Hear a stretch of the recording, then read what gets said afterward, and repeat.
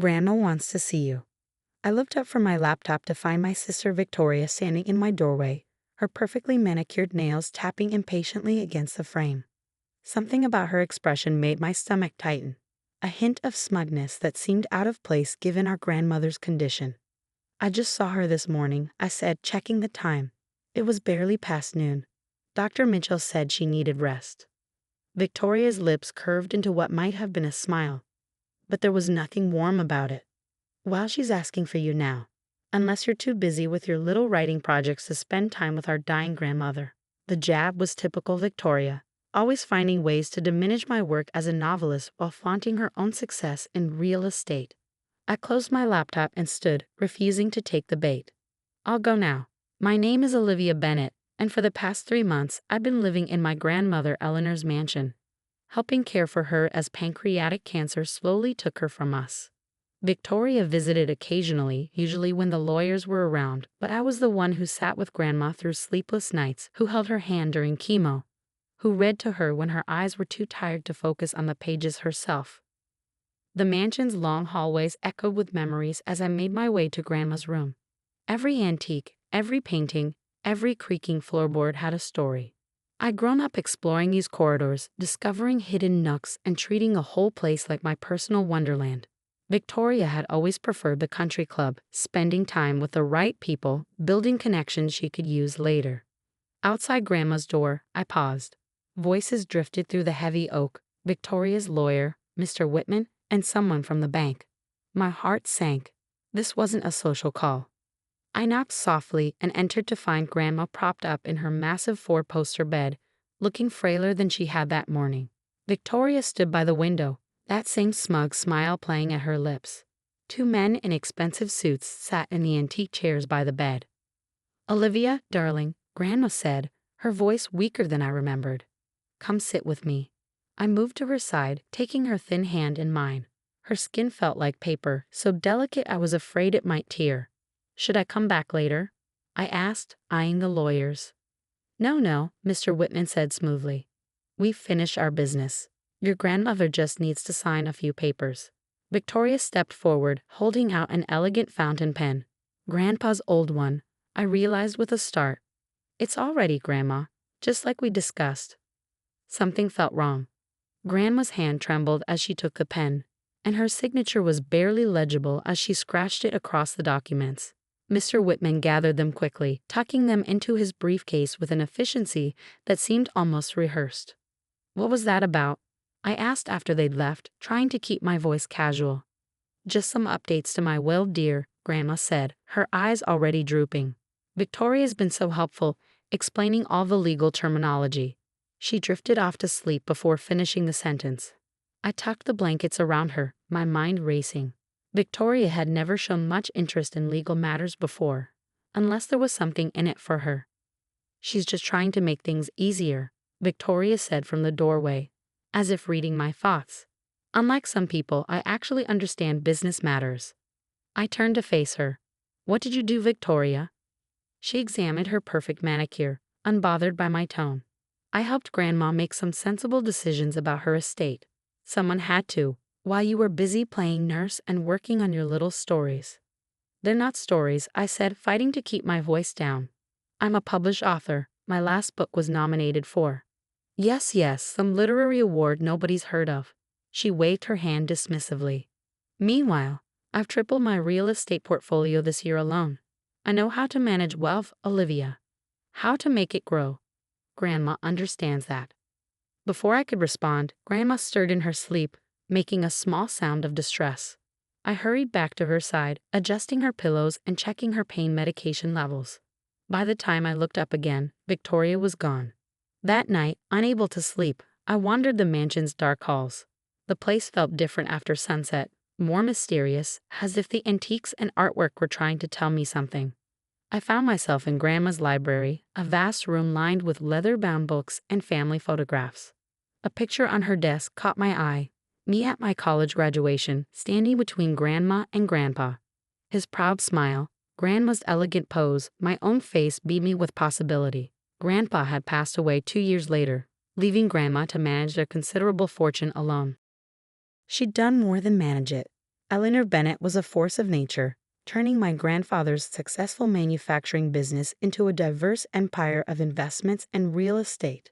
Victoria liked to brag about her business acumen, but she learned everything she knew from Grandma.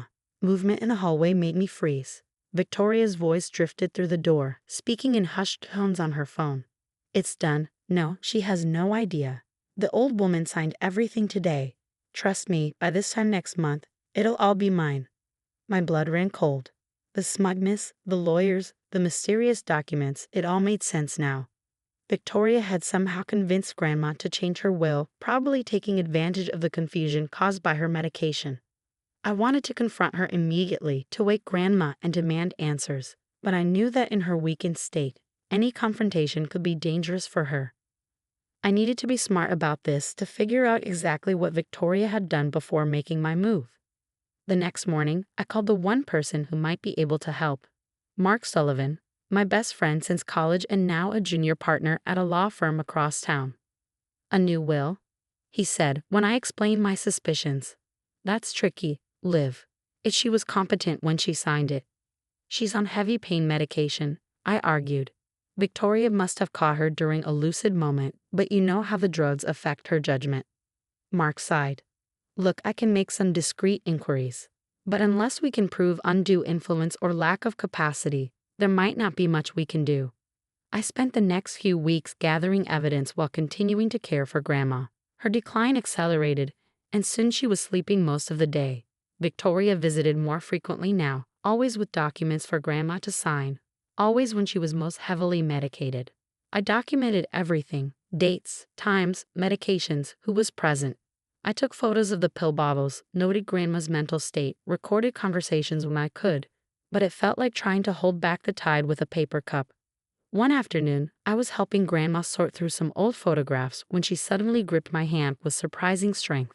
The blue room, she whispered, her eyes intense, behind the painting of the lighthouse.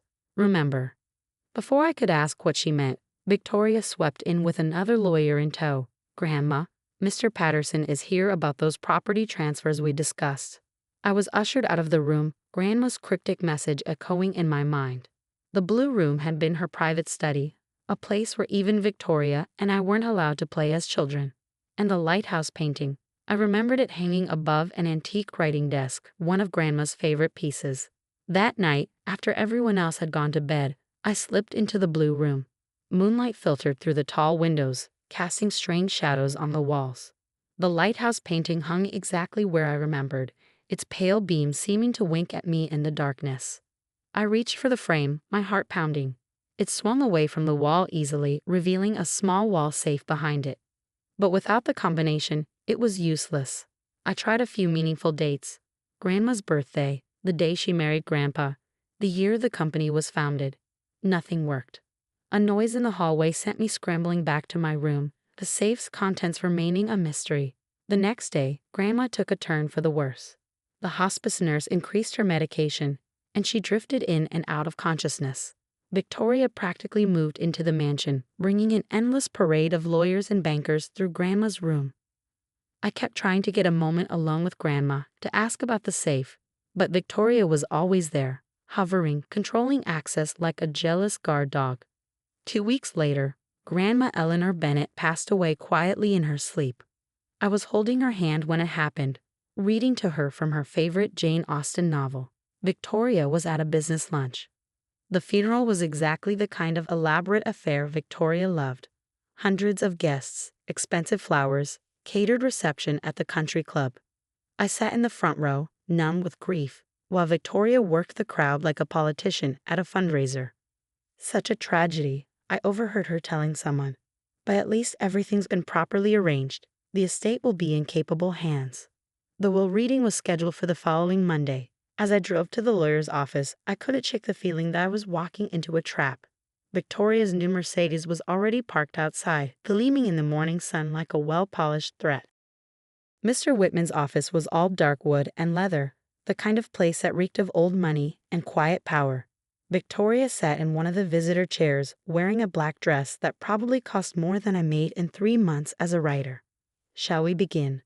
Mr. Whitman asked, adjusting his wire-rimmed glasses. What happened next felt like watching a car crash in slow motion.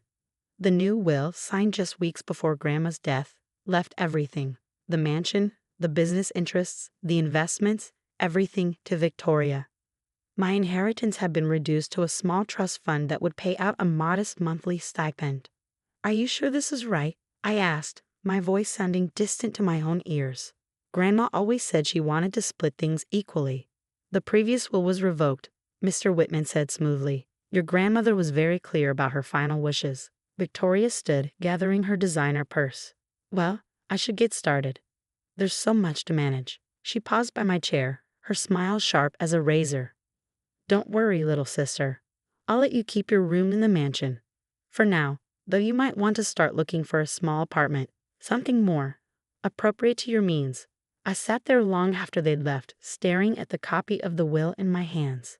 Everything we'd grown up believing, all of Grandma's promises about preserving the family legacy for both of us, gone with a few strokes of a pen.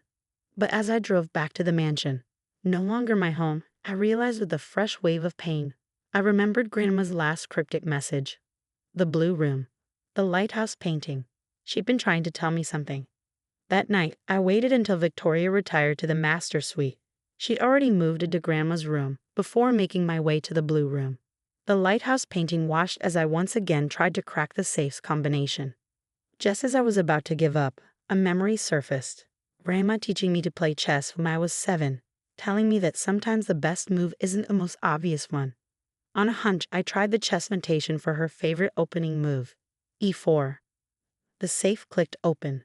Inside was a single envelope, my name written in Grandma's elegant handwriting. My hands shook as I opened it, and what I found inside would change everything. But I didn't know that yet. All I knew was that the game wasn't over, it was just beginning. My hands trembled as I unfolded the contents of Grandma's envelope. Inside I found a letter, a small brass key, and what looked like a bank statement from the Cayman Islands. "My dearest Olivia," the letter began in Grandma's familiar elegant script. "If you're reading this, then 2 things have happened. I'm no longer with you, and Victoria has shown her true colors. I've watched her manipulate and scheme her way through life, always taking the easy path, never understanding the true value of what we built. But you, my darling girl, you have your grandfather's heart and my mind, a dangerous combination." I sank into Grandma's old leather chair, my heart pounding as I continued reading. "The key enclosed opens a safety deposit box at First National Bank, box number 2247. What you find inside will help you restore balance to our family legacy. Victoria believes she knows everything about our family's wealth. But your grandfather and I were smarter than that. We never kept all our eggs in one basket." The bank statement showed a balance that made my eyes widen. Over $50 million in an offshore account completely separate from the family's known assets. "But be careful, my dear," the letter continued. "Victoria is more dangerous than you know. The night your grandfather died wasn't the peaceful passing everyone believes it to be. I've spent years gathering evidence, protecting you both while trying to understand the truth. Now that burden passes to you." I nearly dropped the letter. Was Grandma suggesting that Victoria had something to do with Grandpa's death? The implications were staggering. A noise in the hallway made me quickly return everything to the safe except the key, which I slipped into my pocket. Just in time, Victoria appeared in the doorway, wearing silk pajamas that probably cost more than my car. "What are you doing in here?" she demanded, eyes narrowing. "Just remembering," I said, forcing my voice to stay steady. This was always Grandma's favorite room. "Well, it's my house now," she said, walking in and running her hand possessively along the antique desk. "And I'm thinking of renovating. All these old things, they're so dated." I watched her examine the lighthouse painting, my heart racing. Did she know about the safe behind it? But she just wrinkled her nose and moved on. "You should start packing," she added casually. "I'm having the house redecorated next week, and your room needs to be cleared out." The will said I could stay. "The will gives me full control of the property," she cut in, her smile sharp. "And I'm exercising that control. You have until Friday." After she left, I sat in the darkness for a long time, thinking about Grandma's letter. If what she suggested was true, my sister wasn't just greedy. She was dangerous. The next morning, I called Mark. "I need your help," I said when he picked up. "What do you know about Cayman Islands banking laws?" Enough to know I should pretend you didn't ask me that, he replied. What's going on, Liv? We met at a small cafe far from the mansion, where I showed him copies I'd made of the documents from the safe. His eyes widened as he read. This is significant, he said finally. If these accounts exist, they were never included in the estate inventory. And these allegations about your grandfather's death. Can you help me access the safety deposit box? I asked. I don't want to do it alone. He nodded slowly. First thing tomorrow. But Liv, be careful. If Victoria realizes what you found. She won't, I assured him, though my stomach churned at the thought. That afternoon, as I packed my room, I found myself looking at old family photos. One in particular caught my eye. Victoria and me as children, standing with Grandpa in his study. He was showing us his collection of rare coins, something that had fascinated us both as kids. Victoria was holding one, smiling at the camera, while I examined another with a magnifying glass. The memory hit me suddenly, Grandpa teaching us about numismatics, explaining how some coins were worth millions to the right collector. His collection had been extensive, worth a fortune, but after his death. The coins, I whispered, they hadn't been listed in any of the estate inventories. At the time, everyone assumed they'd been sold years ago, but what if? The next morning, Mark met me outside First National Bank just as it opened. The process of accessing the safety deposit box was surprisingly straightforward. Grandma had already added my name to the access list. When the bank officer left us alone in the viewing room, my hands shook as I inserted the key. Inside the box was another envelope, a USB drive, and a small leather-bound notebook. Your grandfather's journal, I breathed, recognizing his handwriting. The envelope contained detailed records of transactions, offshore account numbers, and most importantly, a complete inventory of Grandpa's coin collection, which, according to the documents, had been secretly moved to a private vault in Switzerland just days before his death. Look at this, Mark said, pointing to one of the transaction records. A wire transfer from Victoria's personal account to an unlisted number in the Cayman Islands, dated the day before your grandfather died. But she was just starting out then, I said, frowning. She wouldn't have had this kind of money. Unless she was working with someone else, Mark suggested. Someone who stood to gain from your grandfather's death. The USB drive contained video files, security footage from the mansion's old camera system. With trembling fingers, I plugged it into my laptop. The footage was grainy but clear enough. It showed Victoria in Grandpa's study late at night, arguing with a man I didn't recognize. The timestamp showed it was the night before Grandpa died. You promised me control, Victoria was saying. Once he's gone, I get everything. The man's response was inaudible. But his body language was threatening. Victoria looked scared but determined. The next clip showed Grandpa in his study the following evening, drinking from his usual whiskey glass. Hours later, the cameras caught Victoria and the same man removing something from the study. Grandpa's briefcase. The one he always kept his most important documents in. This is evidence of conspiracy, Mark whispered. But to prove murder, we'd need more. I opened Grandpa's journal, flipping to the last entries. His normally neat handwriting was shaky, urgent. V meeting with Emma again. Can't trust. Changed my will today. Eleanor knows something's wrong. Coins moved. Safe in Zurich. Account numbers in. The rest was illegible, but it was enough. Grandpa had known something was wrong. He tried to protect the family's assets, working with Grandma to move things offshore before it was too late. We need to move carefully, Mark advised. Victoria has legal control of the estate right now. One wrong move, and she could liquidate everything before we can stop her. Just then, my phone buzzed. A text from Victoria. Moving company arrives tomorrow at 9. Anything left in your room gets thrown out. I looked at Mark, my mind racing. How quickly can you file an injunction? Give me an hour with these documents, he said, already pulling out his phone. And Liv, don't go back to the mansion alone. But I had to go back. There was something else in the blue room safe, something I'd glimpsed but hadn't had time to grab. A small red notebook that could only be Grandma's private diary. I'll be careful, I promised, gathering the documents. Just get that injunction. As I drove back to the mansion, storm clouds gathered overhead. Thunder rumbled in the distance, a warning of things to come. Victoria's Mercedes was in the driveway, along with an unfamiliar black SUV. I let myself in quietly, making my way to the blue room. But as I approached, I heard voices, Victoria and a man, arguing in heated whispers. She knows something, the man was saying. His voice was familiar, the same one from the security footage. The bank called. She accessed the box this morning. Impossible, Victoria snapped. She's nothing but a wannabe writer. She doesn't know anything about. I must have made a noise because they both suddenly fell silent, then footsteps headed toward the door. I turned to run, but I wasn't fast enough. Well, Victoria said from behind me, her voice cold as ice. It seems my little sister has been quite busy today. I spun around to face her and the man. Tall, expensively dressed, with cold eyes that assessed me like I was a bug to be squashed. Missing something? Victoria asked, holding up Grandma's red diary. Maybe this? The man took a step forward, and I realized I was trapped between them and the stairs. We need to talk, little sister, Victoria said, her smile sharp as broken glass. About family secrets and why some of them should stay buried. Lightning flashed outside, illuminating the scene like a macabre photograph. In that instant, I saw something in Victoria's eyes I'd never seen before. Not just greed or anger, but genuine darkness. And I knew that everything was about to change. Thunder cracked overhead as I faced my sister and her mysterious companion in the mansion's dark hallway. Victoria held Grandma's diary like a weapon, her manicured nails digging into its worn red cover. Marcus, why don't you make sure we're not interrupted?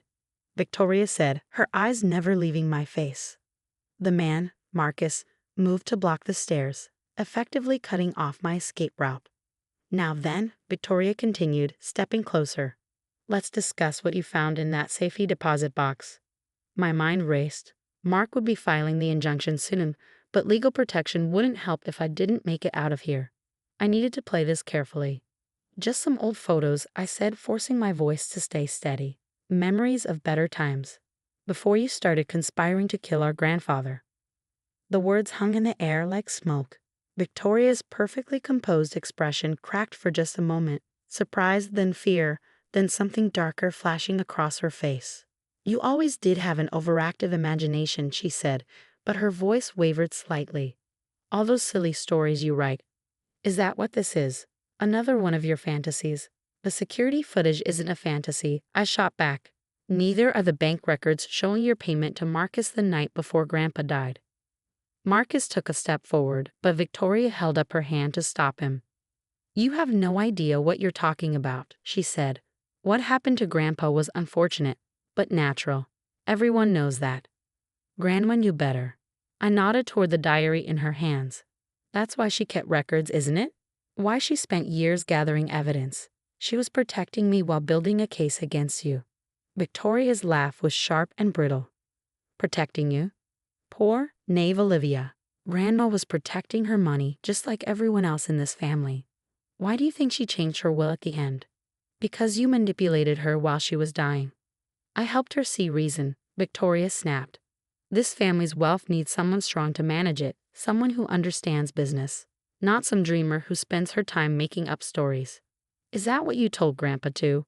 I asked quietly, before even Marcus poisoned his whiskey. The slap came so fast I didn't see it coming. My cheek stung as Victoria grabbed my arm, her fingers digging in painfully.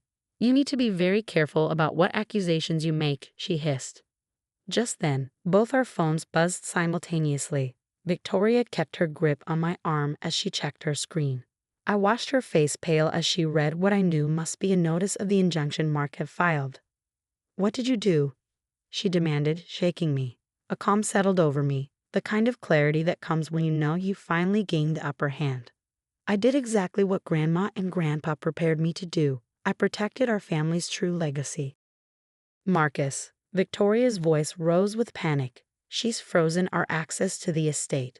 Call Harrison. Tell him to start liquidating everything now. That won't work, I said, unable to keep the satisfaction from my voice. The offshore accounts, the coin collection in Switzerland, none of it was ever part of the estate. Grandpa moved everything before he died, didn't he? That's why you were so angry that night. He'd outmaneuvered you. Victoria's grip loosened as realization dawned in her eyes. The coins. How did you? Grandma left me a key, but not just to the safety deposit box. She left me the key to everything. All the accounts, all the documentation, all the evidence against you. It's already in the hands of the authorities." The sound of cars pulling up outside made Victoria's head snap around. Red and blue lights flashed through the windows, illuminating the hallway in an eerie strobe. "Police," a voice called from downstairs. "Victoria Bennett, we have a warrant." Marcus bolted toward the back stairs, but Victoria remained frozen, staring at me with a mixture of hatred and disbelief. "You're bluffing," she whispered. "You couldn't possibly have." I pulled out my phone and played the security footage, not the grainy version from the USB drive, but a crystal clear copy showing Victoria and Marcus in Grandpa's study, discussing payment details and poison dosages. "Grandma upgraded the security system after Grandpa died," I explained. "Installed hidden cameras everywhere. She knew you'd try again eventually."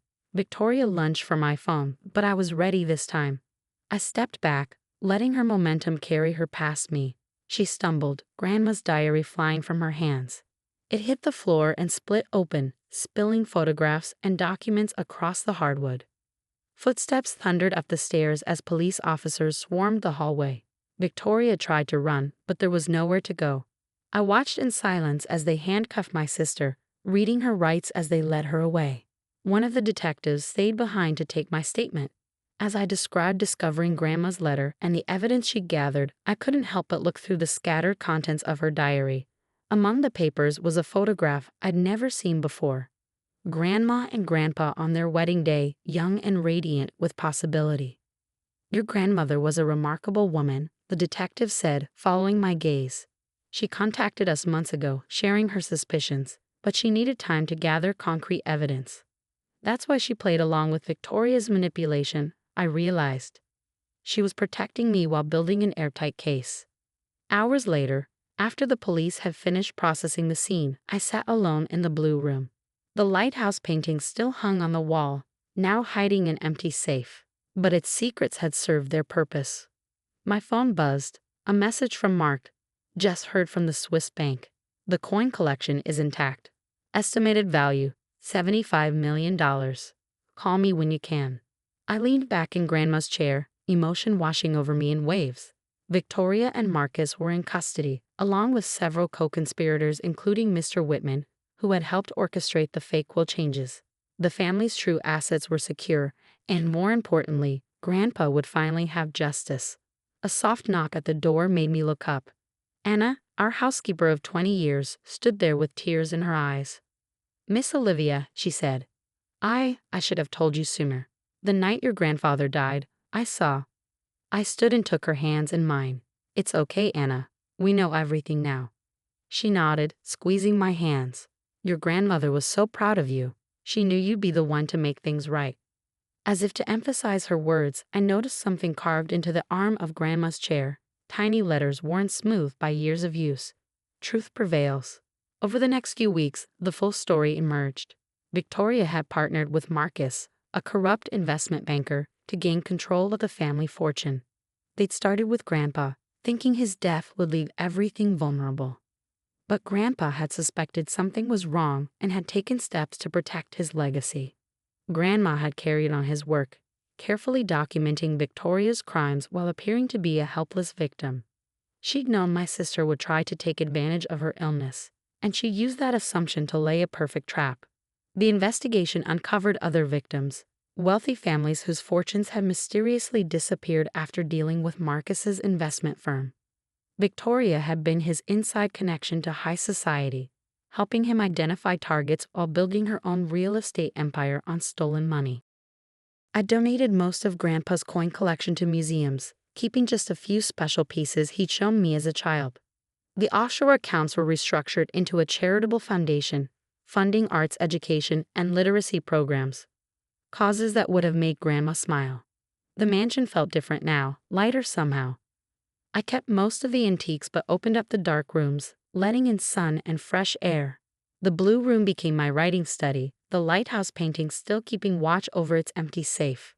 One evening, about 6 months after Victoria's arrest, I found myself looking through old family albums. There was a picture of all of us, Grandma, Grandpa, Victoria, and me, taken at my high school graduation. Everyone was smiling, looking like the perfect family. Appearances can be deceiving, Grandma had always said. But the truth has a way of coming out. She'd left me more than just money and evidence. She'd left me a lesson about patience, about justice, about the power of playing the long game. Victoria had always thought strength meant taking what you wanted. She never understood that true strength lies in protecting what matters. The next morning, I visited Victoria in prison. She looked smaller somehow, her designer clothes replaced by a drab uniform, her perfect makeup gone. "Why are you here?" she asked, her voice hoarse. I placed Grandma's diary on a table between us. "Because you should know who she really was, who they both were." Victoria stared at the diary, her hands twitching as if she wanted to grab it. "They never trusted me," she said bitterly, "always favored you." "They trusted both of us," I corrected. "You're the one who betrayed that trust." I left her there with the diary, knowing she finally understand the full scope of her failure. Not just the loss of money or freedom, but the loss of something far more valuable, the legacy of two people who had built something worth protecting. Back at the mansion, I walked through rooms filled with memories, the antiques that had witnessed our family's rise and fall, the photographs that told stories both true and false, the quiet corners where a little girl once played while her grandmother watched, planning, preparing, protecting. In the blue room, I sat at my desk and began to write. Not a novel this time, but a different kind of story. The true story of Eleanor Bennett, who had outmaneuvered her enemies from beyond the grave. Of William Bennett, who had sacrificed everything to protect his legacy. Of a sister consumed by greed, and another sister who found strength in truth. Outside, the sun set behind the lighthouse painting, its beams seeming to wink at me one last time. I touched Mong's sapphire pendant, a piece of the inheritance that really mattered, and smiled. Sometimes the best revenge isn't revenge at all. Sometimes it's simply letting the truth come to light, one carefully planned revelation at a time. I am Olivia Bennett, guardian of my family's true legacy. Not the money or the mansion or the rare coins, but the wisdom to know that wealth isn't measured in dollars. It's measured in the choices we make, the truths we protect, and the stories we leave behind. And my story was just beginning.